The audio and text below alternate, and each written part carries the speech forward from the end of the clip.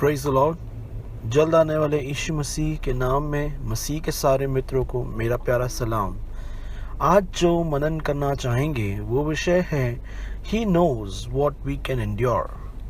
वे जानते हैं हम कितना सहन कर सकते हैं।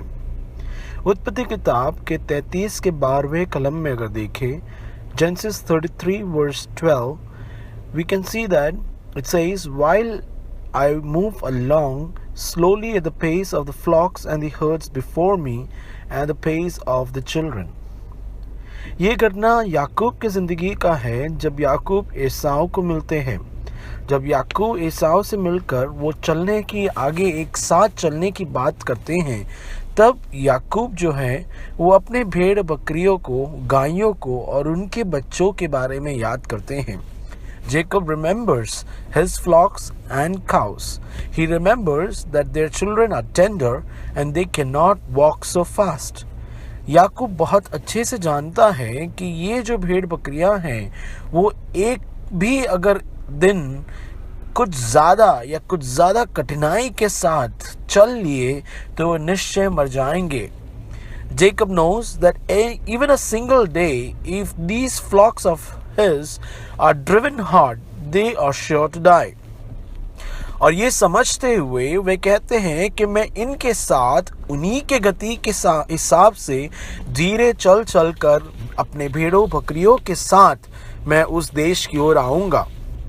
याकूब की अगर ज़िंदगी में देखें तो याकूब का ये कोई पहला सफ़र नहीं है। वे जानता है कि ये जो सफ़र उसे करना है वह बहुत ही कठिनाइयों से भरा हुआ है। उसे वो सारे मुश्किलात की बातों को याद आता है और इसी वजह से वो कहते हैं कि मैं अपने भेड़ बकरियों और उनके बच्चों के साथ धीरे गति में आऊँगा। यदि हम मसीह ज़िंदगी में देखें तो इसी घटना को हम अपने प्रभु यीशु के ज़िंदगी और हमारे ज़िंदगी के साथ समानता में ले आ सकते हैं।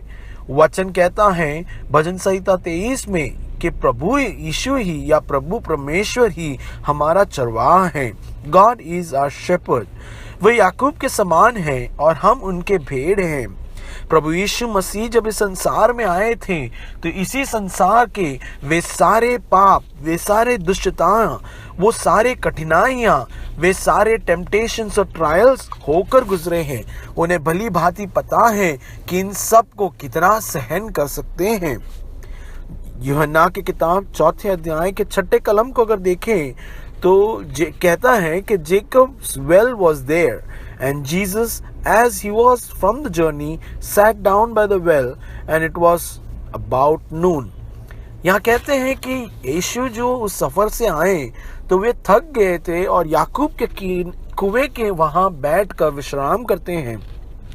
इसका मतलब ये है कि संसार में मसीह जब थे तो उन्होंने भी यही सारी कठिनाइयों से गया है। वे जानते हैं कितनी कठिनाइयाँ हैं और कहाँ आकर वे थक जाएंगे। उन्होंने एक विजयमंत जीवन जी कर हमें बताया है। वे बहुत अच्छे से जानते हैं कि हमारी सीमाएं क्या है। वे हमारे लिमिटेशंस को जानते हैं और इसीलिए वो हमें इस एक सीमा से बढ़कर ऐसी कोई बातों में, ऐसी कोई परीक्षाओं में हमें नहीं ले जाएगा जहां हम उसे सहन न कर पाएंगे और मर जाएंगे। वे अर्थात इस समान हमारे साथ ही चलेंगे, हमारे ही गति में चलकर हमारे साथ ले चलकर हमें वह हरी चराइयों में और वो शीतल झरनियों के पास ले जाएंगे जहां हम विश्राम कर तृप्त हो पाएंगे। Jesus will not let us take even a single step ahead that could lead us to death. He wants us to be with him in his eternity. He will ensure that we do not lose this eternity. वो हमेशा चाहते हैं कि अनंतता में हम उन्हीं के साथ रहेंगे और इसीलिए वे ऐसी कोई भी परीक्षा, ऐसी कोई भी ट्रायल्स या टेम्पटेशन से हमें नहीं ले जाएगा जो हम सहन नहीं कर सकते। यदि अगर आया तो भी वे हमें इतना शक्ति और ताकत देगा कि उससे हम पार कर पाएंगे।